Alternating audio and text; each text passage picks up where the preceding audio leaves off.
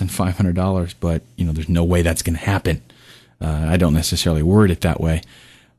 But they went ahead and they go with me because they didn't know really what it was worth, and they just have to pick an option there. So that's the one that they picked. But they'll go there and they'll put a title, they'll do a description, set maybe a budget, and then people will be notified, or they'll go in and they'll search people that are providers that are able to do the job, and they will bid on, okay, this is how much I will do that job for.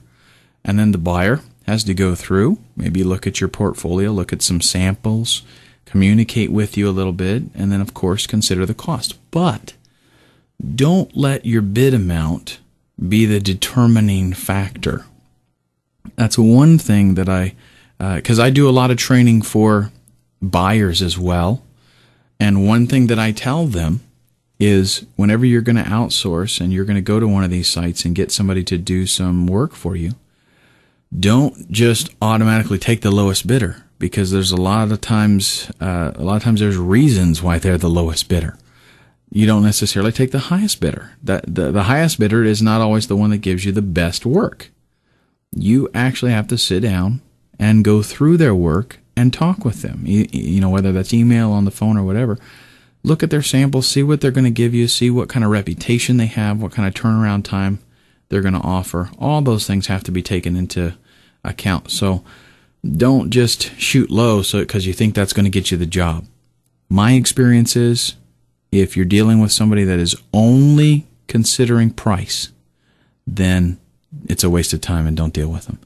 The only reason I say that is because unless you're kind of the kind of person that's like, I'll do anything for money, then knock yourself out. But I don't want to let my quality suffer because the price is so low. So yes, I walk away from a lot of jobs. I'll go browsing through there, and I'll see something where they obviously, like, they might put, not only do they put that their budget is less than $500, they might put in the actual listing, I'm going to pay $100 for this maximum. And I'll just say, okay, that's good, and move on to the next one. Don't waste your time with it.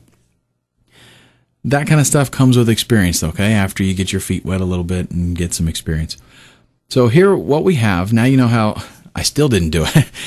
You go through and you bid on the job. Other people are bidding on the job. The client will give the job to somebody. You do it, they approve it, and you get paid. That's the way that it works. Okay, now, what they're showing you here again is jobs that have been posted in the last